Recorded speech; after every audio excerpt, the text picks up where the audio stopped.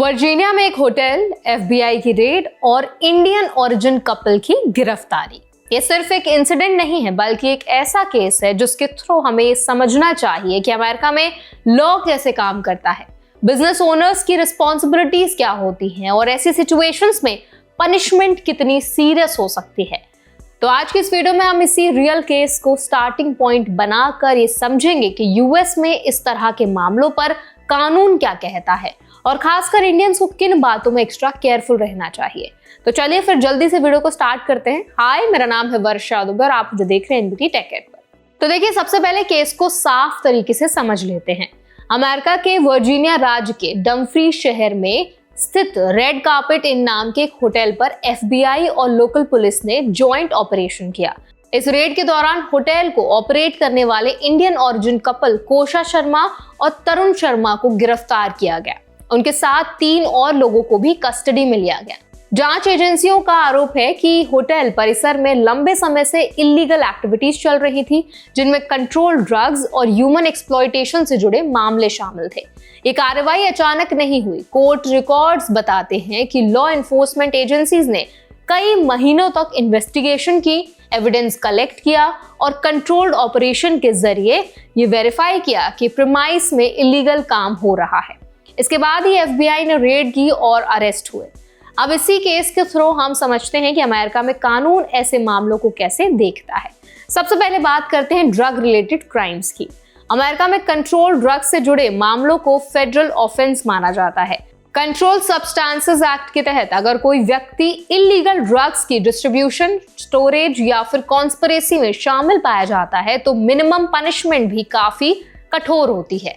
कई मामलों में लॉ मैंडेटरी प्रिजन सेंटेंस तय करता है जो कम से कम 10 साल तक की हो सकती है।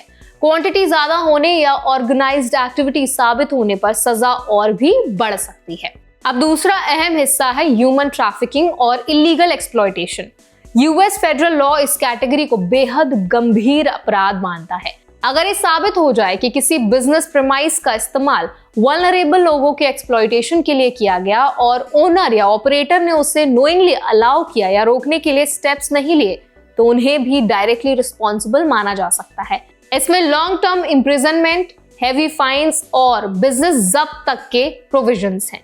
इस केस में पॉइंट बहुत इंपॉर्टेंट है कि कोशा शर्मा और तरुण शर्मा होटल को लीज पर लेकर ऑपरेट कर रहे थे। यूएस लॉ के हिसाब से बिजनेस ऑपरेट करने का मतलब सिर्फ प्रॉफिट कमाना नहीं होता, बल्कि प्रीमाइसेस पर होने वाली एक्टिविटीज की रिस्पॉन्सिबिलिटी भी ओनर या ऑपरेटर की ही होती है। मुझे जानकारी नहीं थी जैसे दलील हर बार कोर्ट में एक्सेप्ट नहीं होती, खासकर तब जब इन्वेस्टिगेशन ये दिखाए कि इलीगल एक्टिविटीज लंबे समय से चल रही थी। अब इंडियन कम्युनिटी के लिए सबसे जरूरी सवाल, इससे सीख क्या मिलती है? बहुत से इंडियंस यूएस में motel, gas station, convenience store या रेंटल प्रॉपर्टी ऑपरेट करते हैं। ये केस साफ सिग्नल देता है कि अमेरिका में कंप्लायंस ऑप्शनल बिल्कुल भी नहीं है। अगर आपके बिजनेस लोकेशन पर कोई इलीगल एक्टिविटी होती है और आपने मॉनिटरिंग, रिपोर्टिंग या प्रिवेंशन के लिए कोई भी प्रॉपर स्टेप्स नहीं लिए, तो लॉ आपको भी अकाउंटेबल मान सकता है। इंडियंस के लिए कुछ प्रैक्टिकल प्रिकॉशन समझना बहुत इंपॉर्टेंट है। पहला, प्रीमाइसेस की रेगुलर मॉनिटरिंग और डॉक्यूमेंटेशन तैयार रखें। दूसरा, स्टाफ और थर्ड पार्टी एक्सेस पर कंट्रोल होना चाहिए। तीसरा, अगर कोई सस्पिशन आपको लगता है तो उसे इग्नोर ना करें, बल्कि तुरंत लीगल काउंसिल से एडवाइस लें।